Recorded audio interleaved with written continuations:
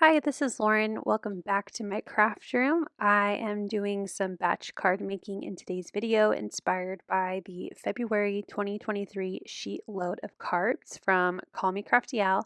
As always, I will have her YouTube video linked down below where you can find the instructions and learn how to download them for yourself. This month I'm going to be featuring this Maker Forte, I hope I said that right, stamp set called Adventure Bottled. I've had it for a little while, so I wanted to use it. And I went through my pattern paper stash. As I do in these videos, I use pattern paper that I've just been hoarding, like this beautiful fall paper. But I thought that they looked like they matched pretty well to a couple of these stamps because it looked kind of like beachy. Paper. So like the brown speckled reminded me of sand, and the turquoise kind of teal with the gold just made me think of water. So I went ahead and followed the instructions and cut out all of the different pieces using those two papers. They're from Stampin' Up, again, old and retired. So if you want to create something kind of similar, use what's in your stash. You could also foil some paper so you have that same kind of gold foil. Use splatter to create sand looking paper. Just use what you have if you feel inspired by these cards today. So I'm going to start with assembling as much as I can. Again, I'm not really going to go into too much detail about the measurements and how I put the card together, as you can get that from Crafty Owl's YouTube channel and her Show Us Your Sheet Load instructions. So I'm just gluing, I'm going to show one of these cards and how I put it together, but I do have 4 different kind of combinations at the end that I will show how they all turned out. So I glued the gold and teal to that teal rectangle piece, and this is just how I glued both sides of these strips on the brown cardstock. I just kind of, guesstimated where I thought a good spacing would be. I have 12 cards to make, and I didn't want to use up all of my foam adhesive, so I have some white craft foam that I trimmed to fit behind those teal blue panels, and I'm just going to add some of my strong ATG scotch tape on both sides, so that way it will stick nicely, and again, it won't use up all of my foam adhesive. Once I have my 2 layers together, I'm going to work on my card base. Now, normally I just like a white card base, but when I layered on this kind of, tan and blue background, especially with my colored images that you'll see here shortly, I didn't like it. It was too white. So I grabbed my tea dye Distress Oxide and I just added ink to the left and right of the card base because I still love a white card on the inside, and I didn't want to cut more cardstock to add a kind of tan color to the edges of the card. So I just inked them, and I'm going to glue this panel to the center of the card base. It lines up with the top and bottom of the card front, and so there's a little bit of card base showing on the left and right. And like I said, I just wanted to add a little bit of ink to color it in so it wasn't so white. My images that I'm coloring on are watercolor paper, which has, at least for the ones I have, a little bit of a vanilla cream tint to it. It's not a bright white like that cardstock background. So I did use watercolor paper for these 2 different images from that stamp set, and I stamped it in Pinecone VersaFine Clair ink, which is a watercolor friendly ink pad.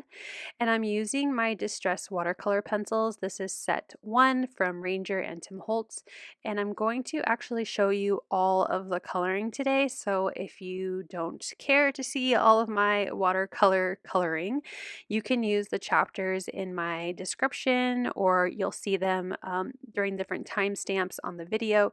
You can feel free to go to the next chapter, of which is the next section of this video after I'm all done watercoloring. But I will say I watched some other videos on how to use these watercolors, and picking the ink up off of the pencil is just better than putting ink on the paper and then blending it. I'm getting so much better results this time than the last time I used them. I still think my project turned out really cute. If you watched my hop video at the end of January, my little dog card was still really adorable and I loved it, but I definitely am getting a much better experience picking up the color from the pencil rather than putting the color down on the paper. I'm also using a water brush. You can definitely just use water and a regular paintbrush if you don't have a water pencil or water pen, whatever you want to call these. I just like this because I don't have to keep filling up my water cup or dipping my paintbrush in water. And I feel like I have a little bit more control because I only squeeze the water pen or pencil when I need more water because I need less color. I'm trying to spread out the color more. I also keep a towel next to me. I use these towels for everything. I think it's just a microfiber towel from Target, and I'm pressing to have some of the water come out of the water pen as I rub it on the towel so I can get rid of the color before moving on to the next color. I also really loved this stamp set when I bought it. I bought it a while ago, like I said, actually at a local craft store in around the Tampa, Florida area. I was with my aunt shopping at her local craft store and I saw this stamp set and I really liked it. I liked the lines of it, the very clean lines. They kind of reminded me of like a tattoo kind of style. And they also reminded me a lot of my husband as he's an outdoor person. And if you can guess by my YouTube videos and my crafting hobby, I am not an outdoor person. But I got these stamps because they made me think of him. I liked the look of them. Honestly, I thought they would actually be kind of a good inspiration for a tattoo for him if he ever gets one like this in the future.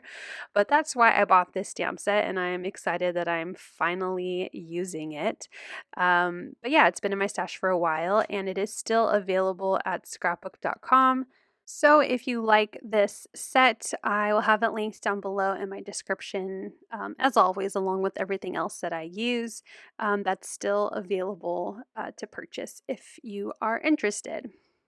So I have finished coloring one of my jars. I think it's turning out so pretty. I love these colors in this first set of distressed watercolor pencils, and now that I feel a little more comfortable with how to use them, I definitely think I want to get another set or two. My full set syndrome just wants to tell me to get all of them. I believe there's 3 right now. So that way I would just have all the colors. So we'll see if I get them, you may see them in a future video. So I know I did say I picked up the color with my pencil, but I will say for I think it's speckled egg color, that really pale kind of grayish blue, you cannot see that color super well unless you lay down like quite a few layers. So for the parts on my jars where I use the speckled egg, I think it's speckled egg. I already put it away or I would look it up, but we're going to say speckled egg. Um, it I use the ink directly onto the cardstock. So you saw me both times at the top of my bottle that I already finished and then the glass part of this bottle. I just added the color and I actually kind of pressed as hard as I could without, really, gonna break my pencil hard. But I did add a lot of color to the paper and then blended it out to soften it because I just don't think you would see that color otherwise. And I wanted it to have like a glass bottle feel. So that's why I did use that color. And I did add the ink directly to the paper first instead of like I'm doing right now with the palm tree branches, is picking up the color and then adding it to the cardstock. I do lots of layers until I'm happy with the color. I do notice that the more like wet my pencil is, the more the ink kind of comes off and it's a little easier to add a good amount of color. So I'm going to keep coloring. I am running out of things to say when it comes to watercoloring. So we'll just add some music here as I finish up this last bottle and then I will jump back in when I'm all done coloring.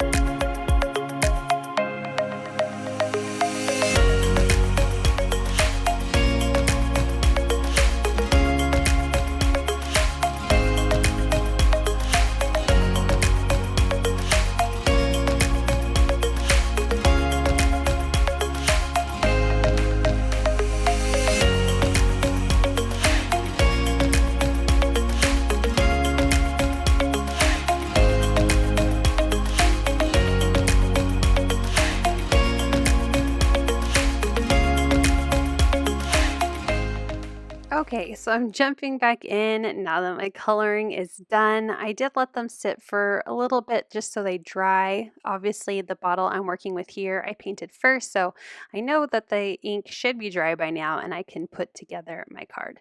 So I'm using some foam adhesive behind my image. This is from Thermoweb. I really like the thickness of their foam adhesive, and I'm just centering it onto that panel on that's a little off-centered, which I just think looks really nice and a little different than what I normally make because I'm a very centered, straight, perfect line person. So doing something a little off-centered is just different and good for me to be outside of my comfort zone. I stamped my sentiment.